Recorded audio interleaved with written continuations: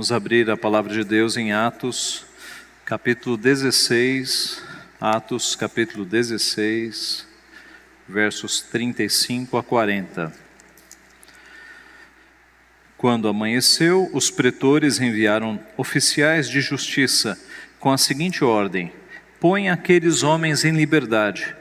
Então o carcereiro comunicou a Paulo estas palavras: os pretores ordenaram que fossem expostos em liberdade. Agora, pois, saí e ide em paz. Paulo, porém, lhes replicou: sem ter havido processo formal contra nós, nos açoitaram publicamente e nos recolheram ao cárcere, sendo nós cidadãos romanos. Querem agora, às ocultas, lançar-nos fora? Não será assim. Pelo contrário, venham eles e pessoalmente nos ponham em liberdade. Os oficiais de justiça comunicaram isso aos pretores e estes ficaram possuídos de temor quando souberam que se tratava de cidadãos romanos. Então foram ter eles com eles e lhes pediram desculpas e, relaxando-lhes a prisão, rogaram que se retirassem da cidade. Tendo-se retirado do cárcere, dirigiram-se para a casa de Lídia e, vendo os irmãos, os confortaram. Então partiram. Vamos orar?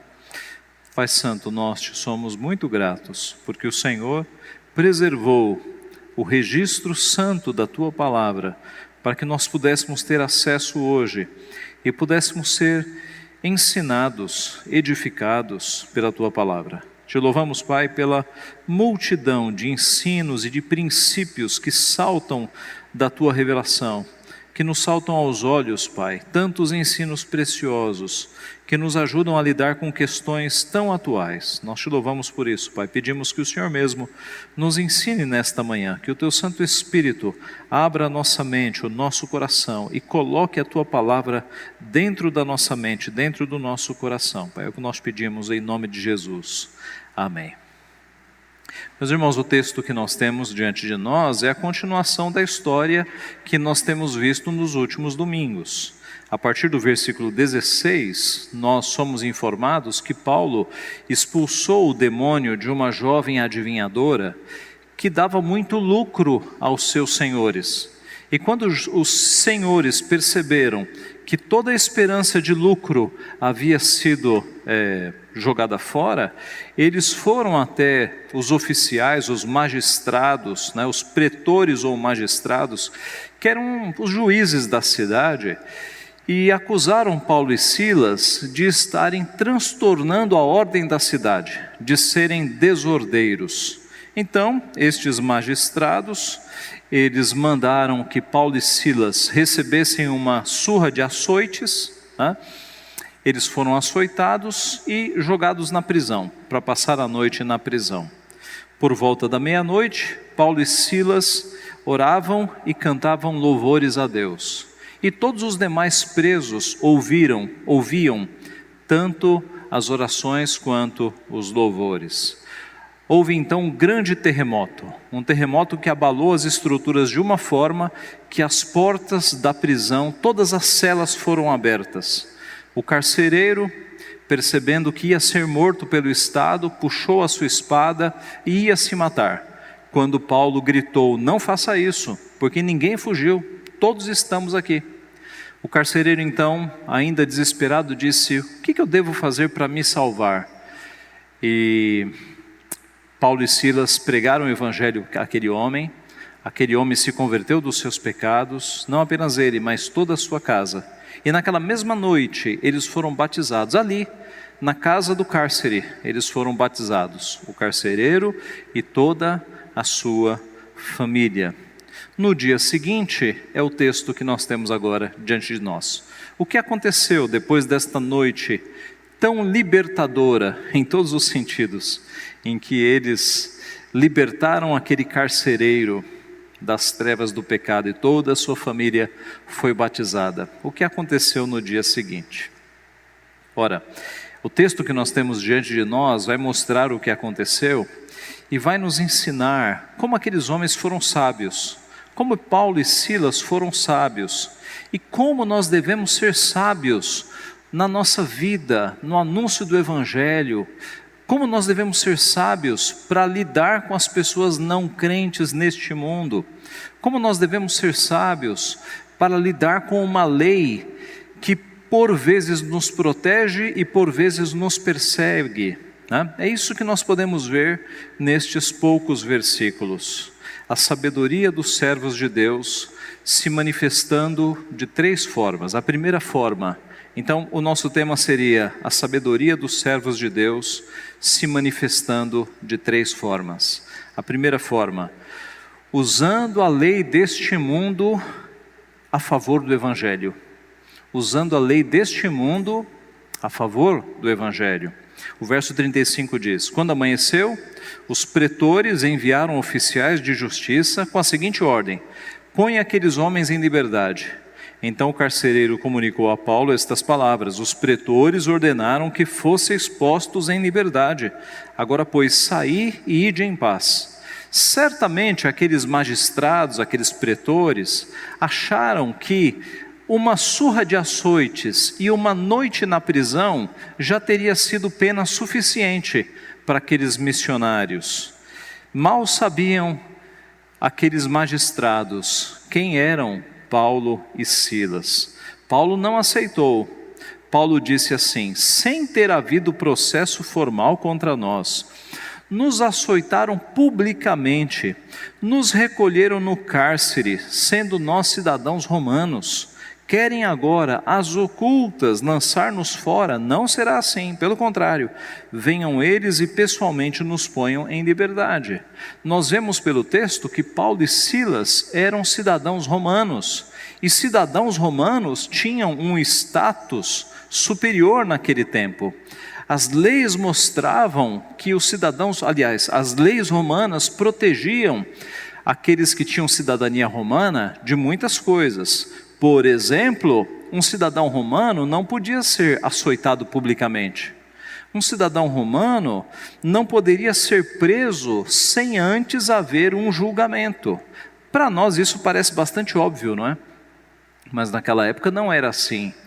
Na maioria dos países, a lei era bastante frágil, mas o sistema romano de leis já assegurava alguns privilégios muito importantes. Por exemplo, estes: um cidadão romano não podia ser preso e muito menos açoitado sem antes passar por um julgamento justo. Esta lei impunha uma pesada pena àqueles que açoitassem ou matassem um cidadão romano.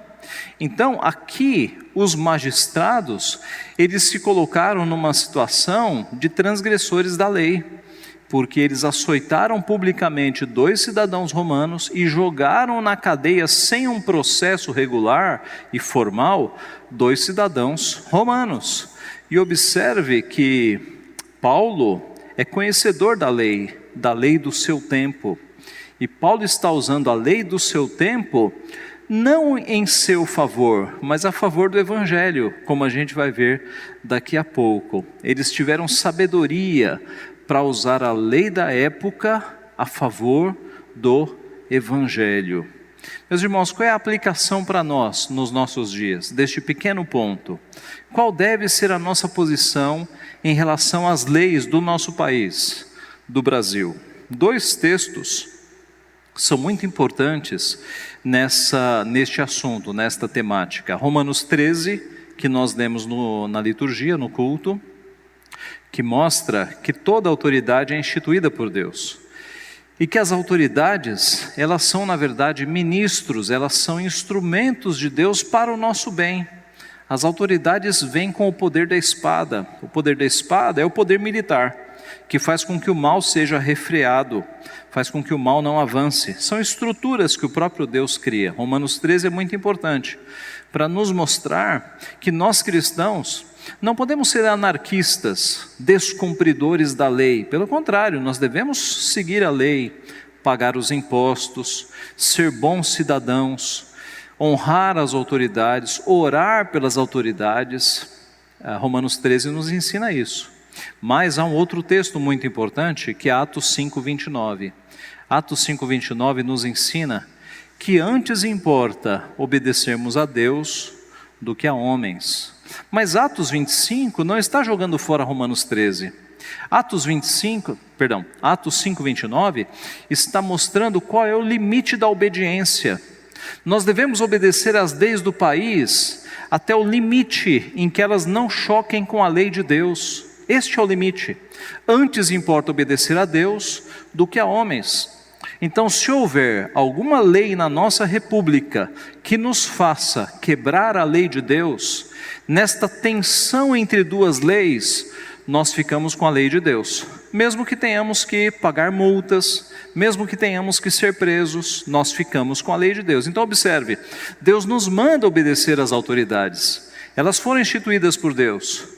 O limite é que uma lei humana nunca pode ultrapassar a lei de Deus. Quando isto acontece, de propósito e de vontade e com toda a alegria, nós quebramos a lei dos homens para ficar com a lei de Deus. Porque antes importa obedecer a Deus do que obedecer a homens. Voltando ao nosso texto, Paulo e Silas tiveram sabedoria em usar a lei dos homens, usar a lei romana, em favor não de si próprios, mas em favor do Evangelho. A lei romana os beneficiava, e Paulo não teve dúvidas em citar a lei dos homens para beneficiar o Evangelho. Meus irmãos, nós temos algumas lições importantes aqui. Primeiro, que a nossa lei maior, como já vimos, é a lei de Deus, é a ela que nós temos a submissão final. Por isso, nós devemos lutar para que a lei de Deus, os seus princípios e os seus valores sejam implantados na nossa sociedade. Essa deve ser a nossa luta. Por que motivo nós não iríamos querer que a lei de Deus, que é justa, que é santa, que é boa, não seja implantada na lei do nosso país? Como é que nós devemos fazer isso? Primeiro, incentivando os nossos filhos, as futuras gerações, a serem advogados, a serem juízes, a serem políticos, a serem líderes da nação. Eu sei que esse pensamento pode parecer estranho para alguns de vocês, mas pense um pouco em como estaria o nosso país se há 30 anos atrás nós tivéssemos preparado uma geração para assumir os postos de juízes, para assumir os postos políticos do nosso país. Já pensou se nós tivéssemos feito isso há 30, 40 anos atrás? Você já pensou se o nosso STF tivesse uma maioria de homens de Deus? De homens que tivessem a lei de Deus primeiro no seu coração? Meus irmãos, que nenhum de nós se engane, não existe lei neutra, não existe lei sem pressupostos. Todas as leis de um país estão ancoradas num pressuposto, seja ele marxista, seja ele naturalista, seja ele existencialista. Não existe lei neutra, não existe ciência neutra, nada é neutro neste mundo. Tudo que existe tem alguma força intelectual e filosófica puxando, gerando alguma influência. E por que nós cristãos, que cremos que a lei de Deus é o melhor que existe para o mundo, não usaríamos a influência da bendita lei de Deus para influenciar uma nação com leis que contivessem princípios e valores cristãos? Eu repito, pense no STF, que tivessem homens que fossem fiéis ao nosso Deus. Que tipo de leis melhores nós não teríamos neste país? Na verdade, o STF não está ali para fazer leis, né? Mas as interpretações e uma guarda melhor da Constituição nós teríamos se tivéssemos homens ali tementes a Deus. E se nós tivéssemos preparado uma geração há 30, 40 anos atrás, de homens públicos, de líderes para cuidar das políticas públicas? Já pensaram se nós tivéssemos um Congresso, um Senado, com homens verdadeiramente tementes a Deus? Que tipo de país nós teríamos? Certamente seria um país melhor. Não dá para voltarmos ao passado, mas dá para nós agirmos daqui para frente.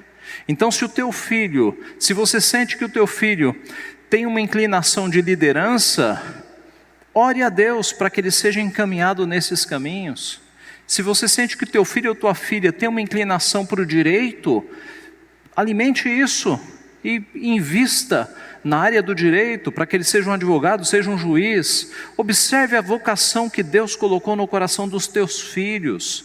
Não queira que o teu filho seja o que você não conseguiu ser. Eu queria ser professora, então minha filha vai ser professora. Não, fique atento, peça a Deus para mostrar qual é o dom e a vocação que Ele colocou no coração dos teus filhos. E invista, alimente essa vocação.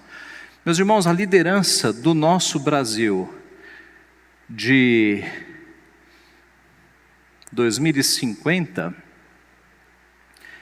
está sendo formada agora, são as crianças. A liderança de 2050, os juízes, o presidente, os senadores, a liderança das multinacionais, neste momento estão entre nós como crianças.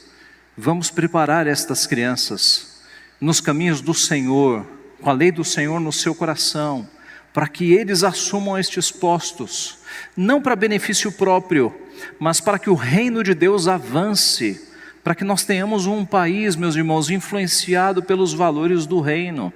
Essa é a primeira aplicação. A segunda, nós que estamos aqui, que não somos mais crianças e que nem estamos mais nos postos principais do país, continuemos lutando pelo estabelecimento de leis justas. Como cidadãos do reino de Deus, nós devemos orar e lutar para que leis justas sejam aprovadas, para que homens com valores cristãos sejam colocados nestes postos. Daí a importância do nosso voto, da nossa escolha, da nossa informação.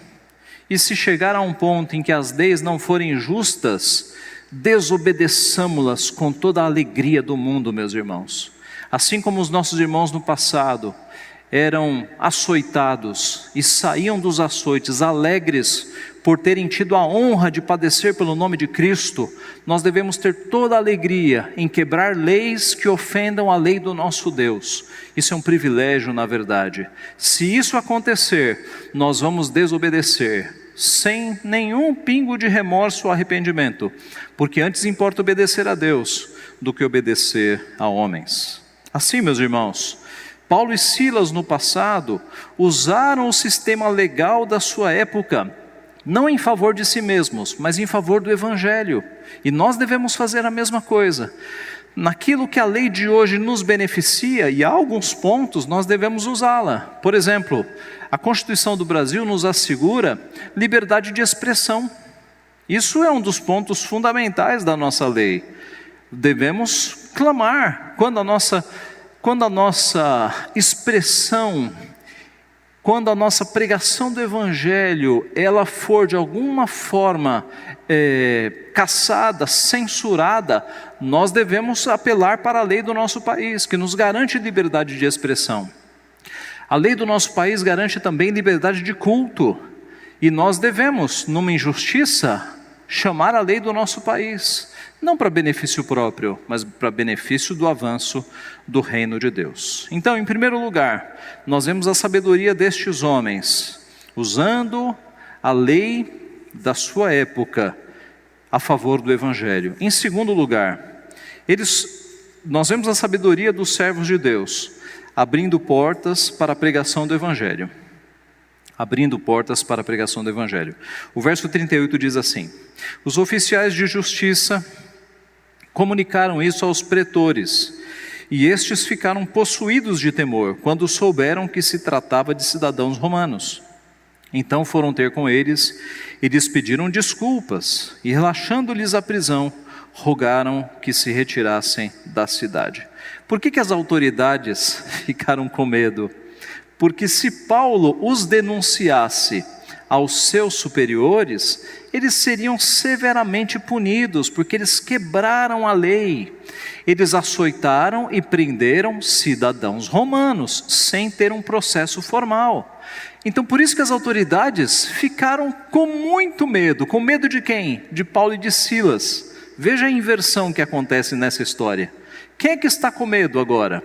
Quem está preso ou as autoridades que mandaram prendê-los.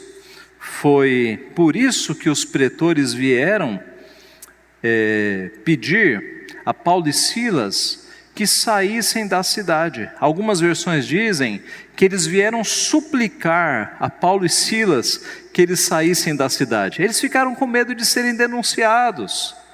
A presença de Paulo e Silas ali era uma constante ameaça de que eles poderiam ser denunciados. Meus irmãos, esse texto nos apresenta duas questões misteriosas. A primeira: por que Paulo e Silas não contaram que eram cidadãos romanos antes de ser açoitados? Por quê? Essa é uma questão misteriosa, o texto não responde. Segunda, por que eles exigiram que os pretores ou os magistrados fossem pedir desculpas? Paulo e Silas não poderiam simplesmente sair da prisão? Eles já haviam sido usados por Deus para converter o carcereiro e a família toda? Eles não podiam simplesmente tirar o pó da roupa e sair da prisão?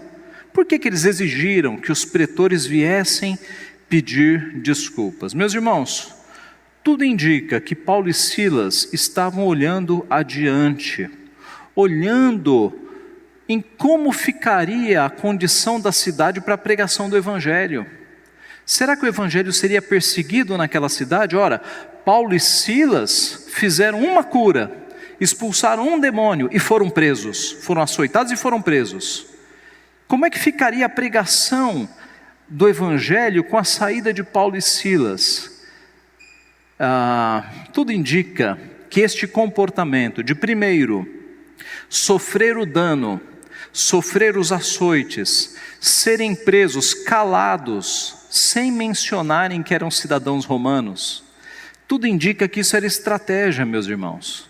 Estratégia para que os magistrados e pretores ficassem devendo para eles, para que eles de fato ficassem devendo favores a Paulo e Silas. Ao não contarem antes, ao sofrerem a injustiça no próprio corpo, e ao depois obrigarem os magistrados a virem pedir desculpa, eles estavam criando uma situação de dívida dos magistrados para com eles. E no que isso os favorecia? Pessoalmente em nada, mas para o Evangelho muito. Por quê? Porque ao não denunciarem os magistrados, eles estavam mostrando piedade e deixando os magistrados da cidade numa situação de favor. Tudo isso poderia ser muito positivo na continuação da pregação do Evangelho naquela cidade.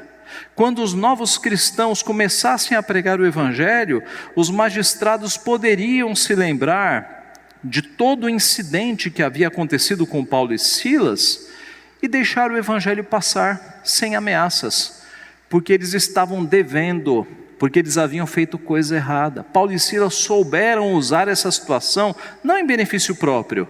Na verdade, eles foram açoitados, eles passaram uma noite sem dormir, mas eles estavam usando tudo isso para preparar o terreno, para que aqueles magistrados não mexessem mais com a igreja, para que o Evangelho pudesse ser anunciado ali. E como de fato foi, e como de fato nós vamos perceber que ali se criou uma igreja, a igreja de Filipos. Paulo vai escrever para eles mais tarde. Isso nos ensina, meus irmãos, que nós devemos ser sábios, não para benefício próprio, mas para benefício do Evangelho. Devemos usar as situações para benefício do Evangelho. Meus irmãos, às vezes, alguns cristãos, eles vão para a rede nacional de televisão, acontece algum incidente e um microfone é colocado na sua boca. E aí, ao invés do cristão proclamar o nome de Cristo, ele proclama a si próprio, ele fala coisas para envaidecer a si próprio.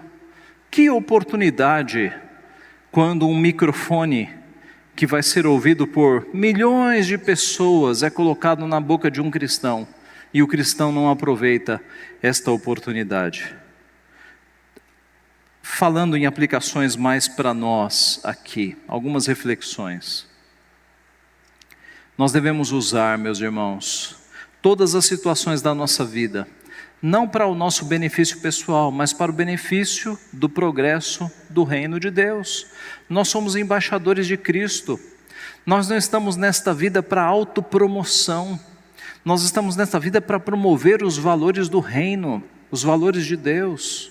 Então pense em algumas questões. Primeira, os meus passos na empresa, no meu trabalho, onde eu trabalho, visam o meu progresso e sucesso profissional apenas, ou visam também uma maior abertura e influência do Evangelho? Em outras palavras, você pensa em crescer profissionalmente para que você apareça, ou para que o nome de Cristo apareça na sua pessoa?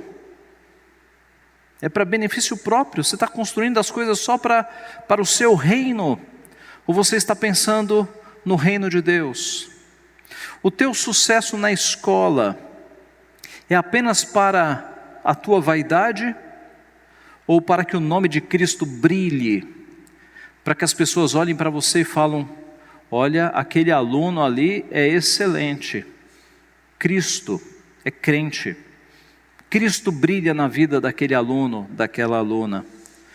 As coisas que você escreve na rede social, nas redes sociais, as coisas que você posta nas redes sociais, são para o aumento da tua vaidade, do teu reino, da tua reputação, ou para o aumento, expansão e influência do reino de Deus? O que você está fazendo nas redes sociais? As redes sociais são um bom ambiente para envaidecimento, né? Você só coloca as coisas boas, as melhores fotos, né? Você faz uma bela seleção do que você vai postar na rede social. Mas você está ali para quê? Para se aparecer? Ou para ser usado por Deus para atingir pessoas que podem ler as tuas postagens? Aumentar o reino de Deus, influenciar pessoas. Você tem usado os teus dons, os teus talentos, a tua sabedoria, a tua criatividade em benefício próprio ou para o progresso do reino de Deus? Veja, eu não estou dizendo que você tem que vir trabalhar na igreja. É onde você está mesmo, na tua profissão, exercendo os talentos, os dons, as habilidades que Deus deu para você, para que Cristo brilhe na tua vida, sendo você o melhor profissional da tua empresa, o melhor aluno da classe. E que quando isso aparecer, que Cristo brilhe na tua vida, que todos saibam que você é o que é, porque Cristo age na tua vida. Não porque você está buscando um sucesso desenfreado, mas porque Cristo brilha na tua vida. Assim, meus irmãos, esta é a segunda lição que nós podemos ver aqui. Aqueles homens mostraram sabedoria, usando aquela situação para abrir portas para o Evangelho. Assim devemos fazer nós também. Nas situações da nossa vida, a gente sempre tem que pensar no que é que isso aqui vai beneficiar o Evangelho, a expansão do reino de Deus neste mundo. Em terceiro e último lugar, aqueles homens mostraram a sabedoria, consolando ao invés de serem consolados. É um ponto menor do texto, mas muito bonito de ser reparado. Consolando ao invés de serem consolados. Veja o último versículo. Tendo-se retirado do cárcere, dirigiram-se para a casa de Lídia e, vendo os irmãos, os confortaram e então partiram.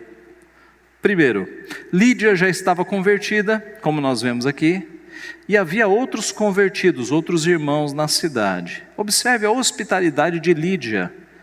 Irmãos, hospitalidade é uma marca de um verdadeiro cristão. Um dia desses eu conversava com um servo de Deus e que me dizia exatamente isso, que quando o crente abre o coração para o Evangelho, ele abre as portas da casa para receber os irmãos, para receber os crentes. Ele tem alegria em receber os servos do Senhor. Isso é uma marca que nós vemos aqui na casa de Lídia. Ela abriu as portas para Paulo e Silas passarem um tempo ali e para os irmãos também. Mas o ponto marcante nesse versículo é o finalzinho, quando diz que vendo os irmãos, os confortaram. Olha que interessante. Paulo e Silas foram açoitados.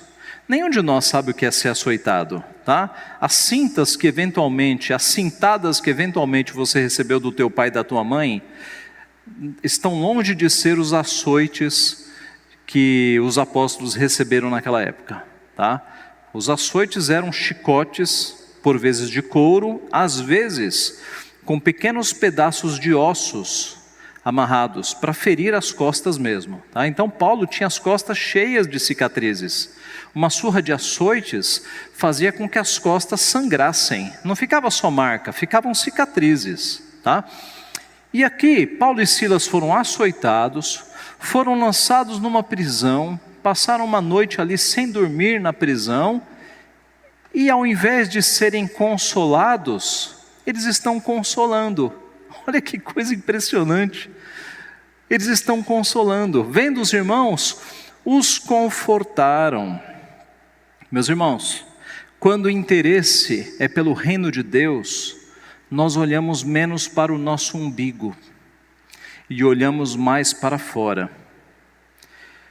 Nós olhamos menos para as nossas necessidades, para os nossos sentimentos, para as nossas mágoas, para os nossos melindres, e olhamos mais para o próximo, olhamos mais para o reino de Deus. Esses homens haviam acabado de ser açoitados, lançados no cárcere. Se eles fossem melindrosos, eles estariam ali todos sensíveis, aguardando serem consolados. Nada disso, eles estavam olhando para o reino. Eles consolaram os irmãos. Meus irmãos, nós passamos por isso, mas isso é bênção. Sofrer pelo nome de Cristo é bênção. Animem-se, levantem-se, vamos fazer o evangelho progredir nesta cidade. Meus irmãos, quando a nossa visão está no reino, nós nos preocupamos mais em dar do que receber, mais em consolar do que sermos consolados, mais em fazer o outro feliz do que buscar a própria felicidade. É uma questão de perspectiva.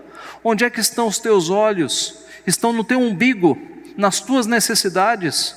Ou os teus olhos estão no reino de Deus, observando as pessoas, amando ao próximo como a si mesmo? Aqui está a sabedoria, é o reino de Deus em primeiro lugar, e as outras coisas serão acrescentadas, mas é o reino de Deus em primeiro lugar. Irmãos, nós não estamos aqui para turismo, nós estamos aqui como embaixadores de Cristo, para fazer o reino de Deus propagar-se, crescer. Nós somos forasteiros e peregrinos. Esta não é a nossa pátria final. A nossa pátria final está por vir. Nós estamos aqui de passagem. Usemos a nossa vida pelo reino, não para os nossos interesses pessoais. Concluindo, assim como Paulo e Silas, nós temos dupla cidadania. Aqueles homens eram judeus e eram romanos. Nós também temos dupla cidadania. Nós somos cidadãos dos céus e somos cidadãos desta terra. Devemos pagar os impostos, devemos honrar as autoridades, devemos cumprir os deveres desta terra, mas sempre com os olhos na Jerusalém que está por vir, porque lá é a nossa pátria verdadeira. Nós somos peregrinos e forasteiros. O apóstolo Pedro escreve exatamente isso na sua epístola. Amados, exorto-vos como peregrinos e forasteiros que sois, a vos absterdes das paixões carnais que fazem guerra contra a alma, mantendo exemplar o vosso procedimento no meio dos gentios, dos não crentes, para que naquilo que eles falam contra vós, como de malfeitores, observando-vos em vossas boas obras, glorifiquem a Deus no dia da visitação. Esse é o comportamento do cidadão do reino. Mas veja o cidadão da terra, sujeitando-vos a toda instituição humana por causa do Senhor, quer seja o rei como soberano, quer as autoridades como enviadas por ele, tanto para castigo dos malfeitores como para louvor dos que praticam o bem. Porque assim é a vontade de Deus, que pela prática do bem façais emudecer a ignorância dos insensatos. Como livres que sois, não usando todavia a liberdade por pretexto da malícia, mas vivendo como servos de Deus, tratai todos com honra, amai os irmãos, temei a Deus, honrai o rei. Então, terminando, como peregrinos e forasteiros que nós somos, com dupla cidadania, nós devemos ser sábios. Primeiro, usando a lei deste mundo em favor do Evangelho, lutando e trabalhando para que os princípios e os valores da lei de Deus sejam aplicados nesta sociedade, preparando as novas gerações para que eles ocupem postos que possam estabelecer a aplicação da lei de Deus em nossa pátria. Segundo, abrindo portas para a pregação do Evangelho, seja no nosso bairro, seja no nosso emprego, na nossa atuação profissional, na nossa escola, agindo nunca em benefício próprio, mas agindo sempre de olho no reino, no que é que esta minha ação vai colaborar com o avanço do reino de Deus. E por fim, consolando ao invés de sermos consolados, pensando no próximo mais do que em si próprio, amando sem querer nada em troca, ajudando sem interesses. É assim, meus irmãos, que o bom perfume de Cristo vai ser exalado e vai ser, de fato, propagado no mundo, e o nome de Cristo e o nome de Deus será glorificado. Que Ele nos ajude então. Amém.